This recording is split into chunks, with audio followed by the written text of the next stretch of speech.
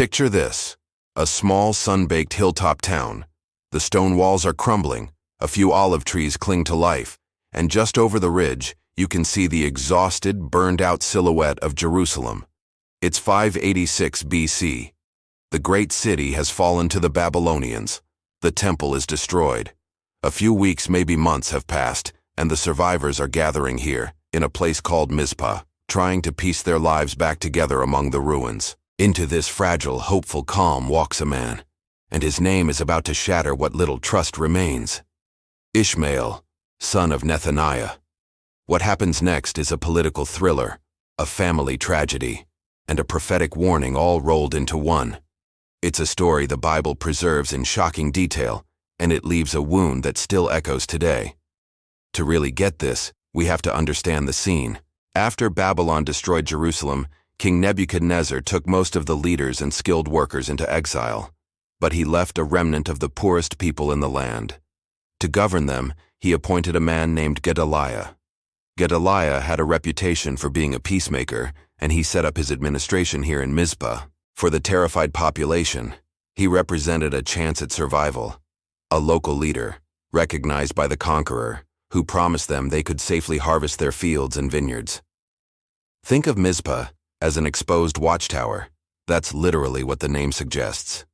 It's an awkward refuge, perched between the heartland of Judah and hostile territories. Archaeologists think it might be a site called Tel en Nazbe, where they found terraces and ruined houses, places where families tried to live on, always watchful for danger.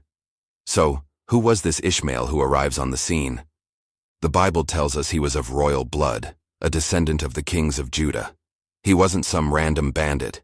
He was part of the old elite, a military man who still had loyal followers. That background is crucial. Ishmael came from the house that had once ruled.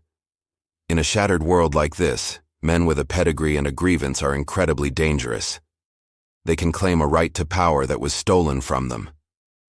The dramatic pivot happens in the 7th month of the year. Ishmael shows up at Mizpah with 10 of his men. Governor Gedaliah, trying to build unity, invites them to a feast. They break bread together, the ultimate ancient symbol of trust and hospitality. And then, Ishmael betrays him. In the middle of the meal, he and his men rise up, draw their swords, and strike Gedaliah down. They don't stop there. They kill the other Jewish leaders with him, and even the Babylonian soldiers stationed there as a guard. The violence is brutal, intimate, and treacherous, an inside job that turned a safe haven into a bloodbath. The horror continues when a group of pilgrims arrives, coming to mourn at the ruins of the temple. Ishmael kills most of them too, throwing their bodies into an old cistern to hide the crime. Why? Why this cold-blooded treachery against his own people? The Bible gives us a few clues. First, it says Ishmael was sent by Baalis, the king of the neighboring Ammonites. This suggests foreign powers were stirring the pot, trying to keep Judah weak and unstable for their own gain. But it was also personal. Ishmael likely saw Gedaliah as a collaborator, a puppet of the Babylonians. As a man of royal blood, he may have felt that he should have been the one in charge, not this man who was cooperating with the enemy. So it's a toxic mix of political ambition, personal resentment, and foreign meddling. Word of the massacre spreads like wildfire. Another military leader, Johanan, hears what happened and races after Ishmael. He catches up with him at the great pool of Gibeon. A battle breaks out. Johanan manages to rescue the people Ishmael had taken captive from Mizpah. But in the chaos, Ishmael himself escapes with 8 of his men, vanishing into Ammonite territory, and for the most part out of history. This leaves the survivors in a terrible position. The victim, Gedaliah, is dead. The assassin, Ishmael, is gone. And all the people left in Mizpah are now terrified. They know Babylon will hear that their appointed governor has been murdered, and they fear a brutal reprisal. They're caught between a rock and a hard place, and this is where the tragedy deepens. Fearing Babylon's wrath, the remnant of Judah decides to flee to Egypt. The prophet Jeremiah, who was with them, pleads with them not to go.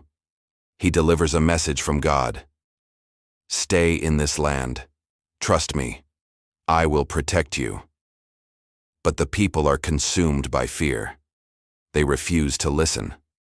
They not only go to Egypt, but they also forced Jeremiah to go with them.